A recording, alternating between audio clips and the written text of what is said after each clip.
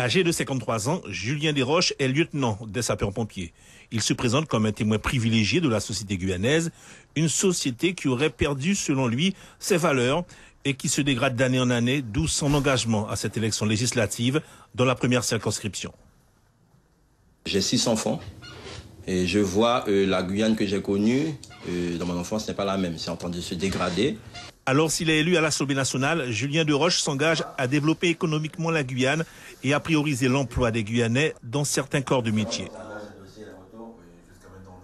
Je me battrai pour qu'il y ait des sapeurs-pompiers guyanais à la base spatiale. Parce que quand même, avec 50% de jeunes au chômage, moi je trouve inadmissible qu'on fasse venir des sapeurs-pompiers de l'Hexagone pour occuper un poste que les pompiers guyanais peuvent occuper. Vous pensez aux pompiers de Paris ? Oui, je pense aux pompiers de Paris. Autre priorité pour le candidat Desroches, l'éducation et le désenclavement de la Guyane. Alors, ça va ? Ça va, nickel. Il faut, à travers l'éducation, qu'on puisse inculquer un savoir-être. Et le savoir-être permet d'avoir un savoir-vivre.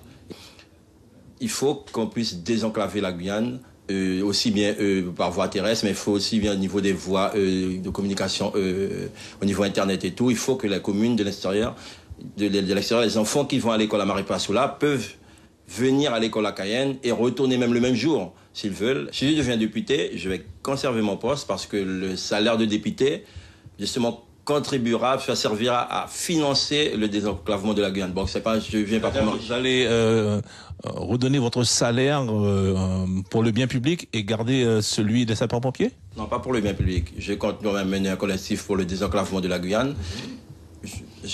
Moi, je suis persuadé que nous ne serons pas accompagnés à 100% par l'État. Il va falloir que les Guyanais s'investissent. C'est pour ça que je parle de sacrifice.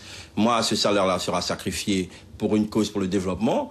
Mais je vais garder mon poste et pour avoir mon revenu quand même. Julien Desroches affirme donc ses prétentions pour cette élection législative. Reste à convaincre les électeurs de la première circonscription et il lui reste un mois pour y parvenir.